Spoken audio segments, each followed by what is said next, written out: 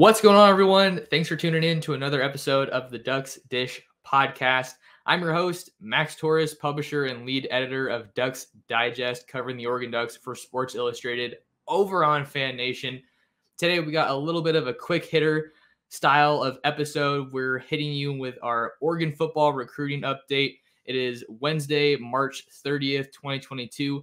The Ducks just resumed spring practice yesterday, knocking out their third of 15 spring practices, but we all know that there's a grind on the field and there's a grind off the field, with that being the recruiting trail for the Ducks and head coach Dan Lanning as they work to pick up some steam in the 2023 recruiting rankings.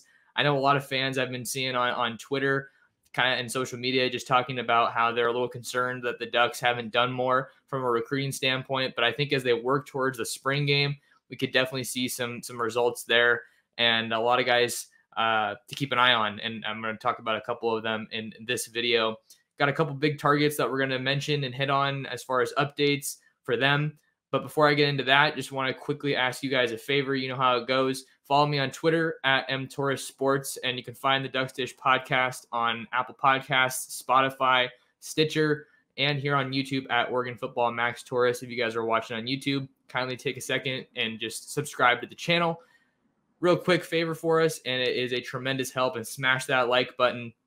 So with all that being said, let's get into it. The first update that I want to hit on today is the Ducks are waiting on a decision from a big-time prospect in the class of 2022, one of the few recruitments that are still going right now as we are about to head into the month of April. So that is, of course, Lebbeus LT Overton out of Milton High School in Alpharetta, Georgia. I have his 247 Sports profile here on the screen. He's a 6'4.5", 265-pound defensive lineman. He's rated a 5-star prospect, .9906 on the 247 Sports composite, number 18 player in the country. And something to keep in mind here, people, he was originally in the 2023 class and he reclassified, and he's still that highly ranked, which is pretty crazy. So the Ducks are still in the running for him, as well as Josh Connerly, a 5-star offensive lineman out of Rainier Beach. His announcement coming on April 8th. But the big update, as I mentioned, with Overton is his decision, and that's going to be coming on April 1st at 12 p.m. Pacific on ESPN2 during the Geico High School Basketball Nationals. I'm going to throw some highlights on the screen here. All right. So, yeah, LT Overton, what can we say here? So it's been reported that he's going to be enrolling at the school of his choice in the summer. He did get out for an official visit to Oregon earlier this month, but I think one thing that's kind of working against the Ducks here is that he did take 2 visits since his time in Eugene, that being to his in-state school, Georgia, and then out to Texas A&M. And he was actually born in College Station, so that's another little tidbit in this recruitment. And I think with the timing of these visits, it looks on the surface as if Texas A&M is going to be the favorite. I'm seeing him as the favorite on a couple different recruiting outlets. I think On3 and 247 both have Texas A&M as the favorite right now. But for Oregon, they do have kind of an ace up their sleeve. I don't know if I'd go as far as calling it that. Let me backtrack it a little bit. But with a guy like this highly rated coming out of the Southeast, the Ducks have traditionally been viewed as a long shot, right? That's nothing new here.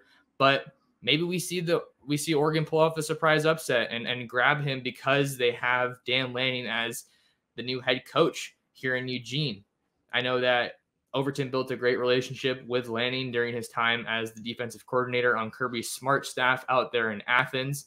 So I'm not saying I expect him to come to Oregon, but I think that Dan Lanning's definitely keeping Oregon here in contention. But for Texas A&M, can you imagine if he goes to Texas A&M with their incredible haul just as a recruiting class, but all the attention is really on the defensive line because they have a bunch of really, really solid prospects there.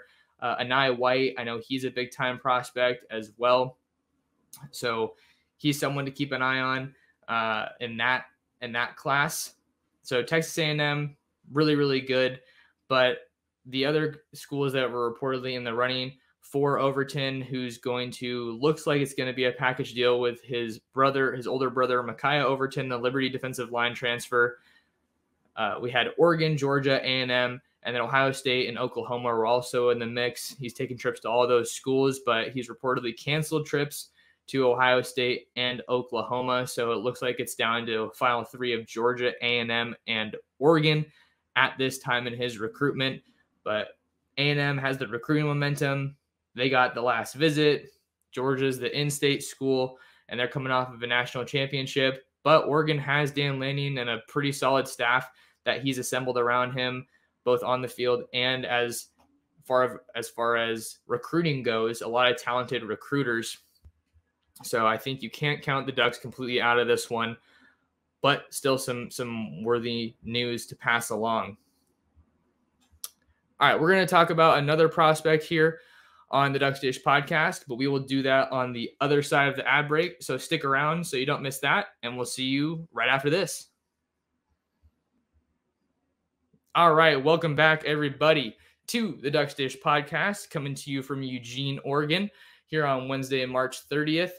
The next guy that we're going to talk about is 2023 5-star defensive end Matayo Uyunglele. This is definitely a name that a lot of Oregon fans have been familiar with for quite some time now. He's a guy who a lot of people just kind of talk about him because he's DJ Uyunglele's brother, the Clemson quarterback. But man, Matayo has blazed a trail all for himself. He has made a name for himself on the recruiting trail as one of the very best players in the country and one of the very best players in California. You can see there on your screen his 247 Sports recruiting profile. He's ranked a 5-star, like I mentioned, rated .9906 overall, 20th overall player in the country, number 2 edge, number 3 player in California with 20 recruited offers. But as I said, this is a very highly contested recruitment. But I spoke with Uyunglele on Wednesday, that's today, for the latest recruiting updates for him. And it looks like we might be getting a little bit of clarity here in Uyunglele's recruitment. Since the calendar year turned to 2022, he's been taking some trips, but a lot of those trips have been close to home. The main ones that we want to talk about here, of course, being to USC and Oregon. He's already visited both those schools twice since this new year, and he's gone out to USC most recently over this past weekend to watch spring practice. And then he was out here in Oregon, in Eugene in January when they had that huge recruiting weekend to close out the month of January right before the dead period.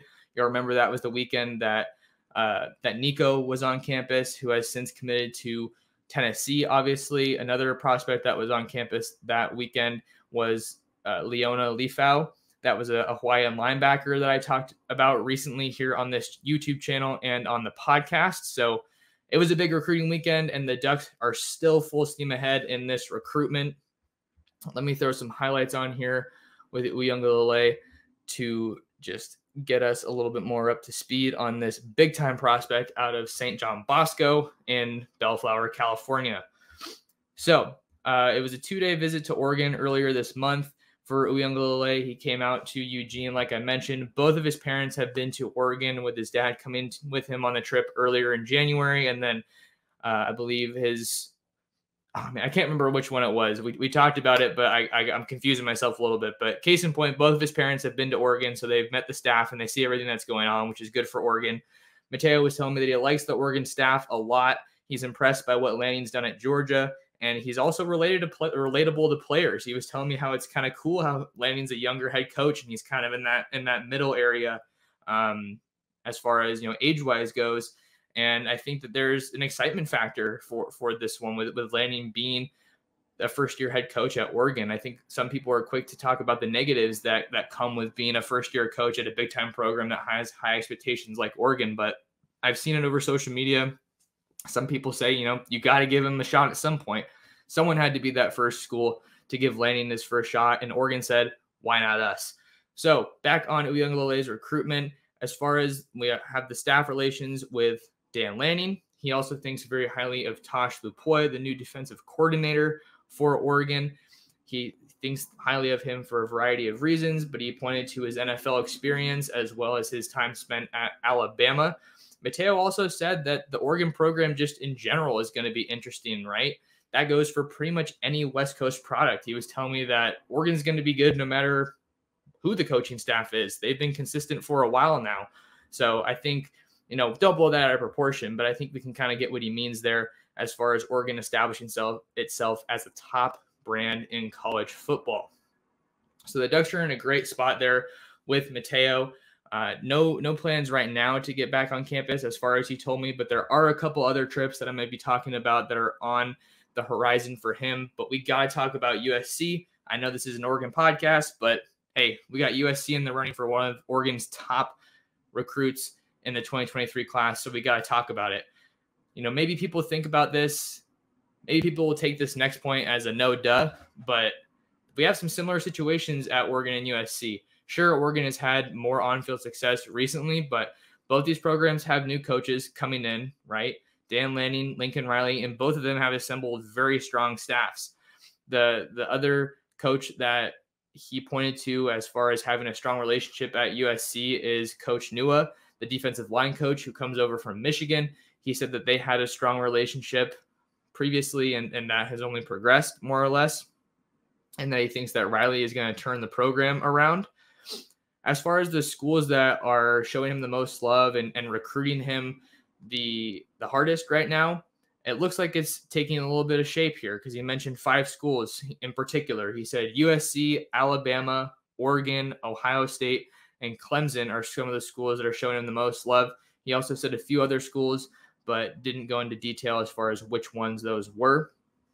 So where is he at in the recruiting process? The thing that's unique about Mateo, obviously he's a top-level player, really among the nation's best, as I've mentioned, but he's been in the recruiting process for a lot longer than most of these recruits in the 2023 class, right? Because he went on a lot of these visits to these top-tier programs with his older brother, DJ, when he was a recruit in the class of 2020. So he's been to Oregon multiple times, obviously been to USC, but he's been to some of these blue blood programs like the Alabamas, like the Georgias, like Clemson. So I think that's another little interesting side note. But let's see, where was I going to go here? Don't want to get ahead of myself. I'm working on slowing myself down on these podcasts because sometimes I just get riled up and excited and I don't know what I'm saying. So where does he stand in the recruiting process? That's what I was getting to. There's no timeline for a decision right now, but he did say this as far as his timeline, trying to narrow down where I want to go. Kind of difficult, but I'm getting there. He told me that it's looking like he's probably going to be taking his official visits during the summer, but he's not totally sure yet. And what are some of the things that he's looking for at his next stop? What's going to be important for Uiagalelei as he navigates making this big decision? He's saying he's looking at a variety of factors at his next stop. He's looking for player development. He's looking for who's going to be his position coach. How's that relationship been cultivated? The program as a whole. And that looks at both the reputation that it holds, what kind of history do we see at these programs, as well as what's the direction? What's the future of the program look like? Which is something that I think, I'm not saying it's hard to sell at USC or Oregon. I think that's something that would be interesting. Maybe leave me a comment on what you think about the future of Oregon and USC. I know a lot of people are going to say that future at Oregon certainly looks bright, and I would agree with them as far as the talent that they have on the roster and the coaching staff that they've developed. I think the future looks bright in USC, at USC rather, but I think that we kind of have to temper expectations, right? You can put me in that crowd of college football fans that think that it's going to take a little bit to turn things around in Los Angeles. Look at the trench play that they've had in the past couple years, but looks like they're trying to shore that up a little bit with Josh Connerly, who was recently there for an official visit. All right, and then the last thing I wanted to wrap up on here, where is Uiagalelei headed next? He was just at USC over the weekend, like I mentioned, was recently at Oregon at the beginning of the month, but he's going to be heading east for his next 3 visits. He's got spring visits planned to Alabama, Ohio State, and Clemson, which makes a lot of sense, right? When you think about the schools that are showing him the most love, that are recruiting him the hardest right now. He was telling me about, I think it was Ohio State, that was going to be a spring game visit, and he's never been to a game there. So we already know how fans are in Columbus, how they pack the shoe. So that's going to be a big visit, no doubt. And he's already been to all these schools. So he's kind of just looking to feel things out, right? How do they practice? What's it like around the coaches? Things like that. So that's kind of where we stand with Oregon football recruiting. Just like I said, a quick little episode here on March 30th, 2022. Ducks hit the practice field again tomorrow on Thursday. I'll be out there shooting some photos for us at Ducks Digest, and we'll have all your practice coverage there. And then I think Nick Batty's going to be out there with me as well, one of our student intern reporters at Ducks Digest. So really fun to be back out there on the field. If you guys aren't already, definitely follow me on Twitter at @Torres where I post updates from practice, photos, pressers, so you can hear what Lanning's saying. Excuse me. What the players are saying. Tomorrow we're supposed to talk to Tosh Dupuy and some linebackers on the Oregon defense. So definitely plenty to be excited about there as the Ducks hit spring practice number 4. But that's all we have for this one, you guys. Please show the show some love by sharing it with your friends, your family, other Duck friends and fans. I don't know why that one always ties me up, but I don't want to ramble here too much, you guys. Just wanted to give you some quick recruiting updates for the Ducks. That'll do it for us on this episode of the Ducks Dish podcast. Appreciate you guys tuning in wherever you are and however you tuned in, and we will see you in the next episode. Take care.